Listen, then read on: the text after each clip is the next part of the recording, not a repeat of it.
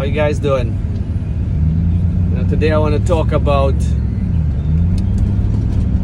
technology, cell phones, computers, emails, social media. I think social media is good, so we could be aware of what's going on. But we sometimes take it a little too far with how we speak, when you talk to somebody in a conversation on a one-on-one, we just talk about whatever we're going to talk about, and if we get an argument, we get an argument. If we get in a fight, you get in a fight.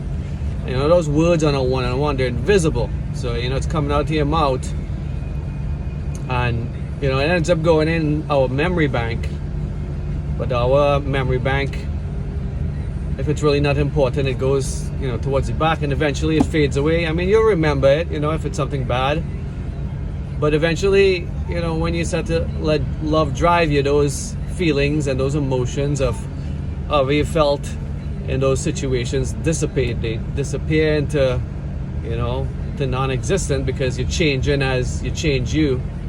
But when you text and when you send emails, you're putting hard evidence, physical words on technology, or it's almost like on paper, but it's just digital.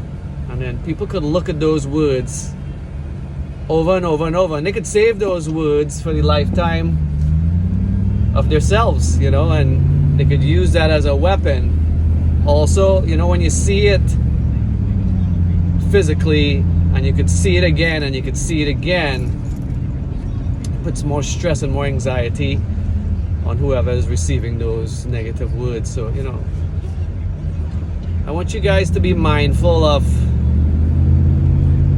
what you write or text on emails, and especially in the workforce, man. Workforce bullying via texting and email it's kind of out of control, because everybody thinks that because it's going to be sent from your chair in work, that it's going to make you feel better, because that's when you get your title and the power of that title in your head, and you think that it's okay to do those things, but it's really not, because it really hurts the other people.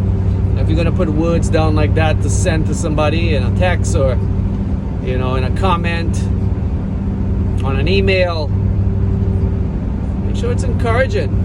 You want to encourage people. If somebody, like, say I'm telling you guys stuff and it's irrelevant, or it's not factorial, or I didn't do enough research first before I say it, forgive me.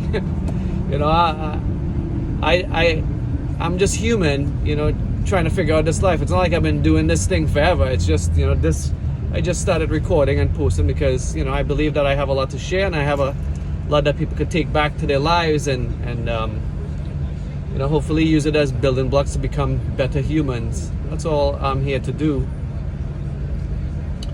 So those hard copy words that you could actually text and write and type, let's be careful with those things, man. They're very hurtful. It's devastating to people. It builds anxiety, it builds anger, it builds hate. So when you're watching news too, it's like when you're watching those things, it makes you angry, right? To see people fighting and hurting each other, or something that somebody says or does, and it's like constantly you could look these things over and over, and every channel you look, it's talking about the same stuff.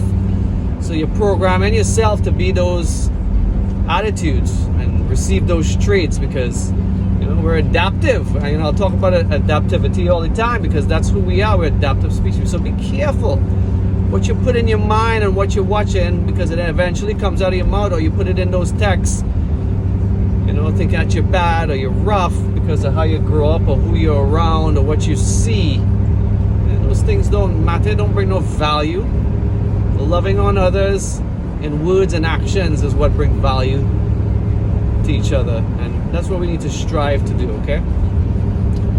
So next time you're sending a text, if somebody says something to you, or if you're sending an email to a co-worker, or you're a leader and you send an email to an employee, sometimes we're in a rush to to just tell instead of ask. Don't tell, ask. Can you do me a favor? Do you mind? You know, thank you for those kind words of wisdom. I don't make it public when you're going to try to correct somebody, because, you know, correcting each other we have to do sometimes. But do that on the DL, on the side, reach out or call on a one-on-one basis. But make sure when you put it into words that it's effective words, it's motivating words, it's inspiring words for change or for correction versus a negative way. Because it only encourages the other person to become better or to find value in what you're trying to say to them for the correction. You know, and that's how you would want to be spoken to too, or, you know, corrected. And those feelings of, you know, compassion when you're trying to teach or correct is important, because, you know, you'll teach yourself and you'll teach the other person in those words. A title don't mean nothing. You could go to school and become a doctor, but you could be a jerk doctor. Nobody's going to want to go back to you because you got a bad attitude. It doesn't matter what occupation, but just because you have a bunch of letters in the back of your name don't make you powerful.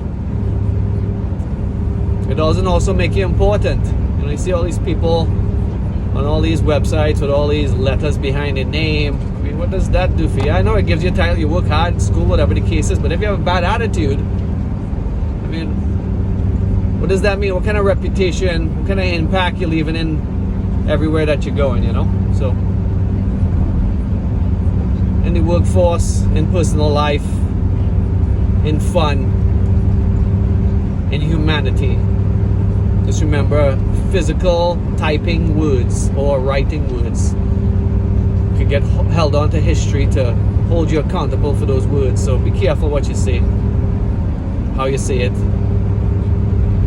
and just try to use it to be inspiring in your behaviors and your attitudes to help develop stronger ways to change the world with your words and actions and leave an impact for yourself in the long run. All right, I love you guys.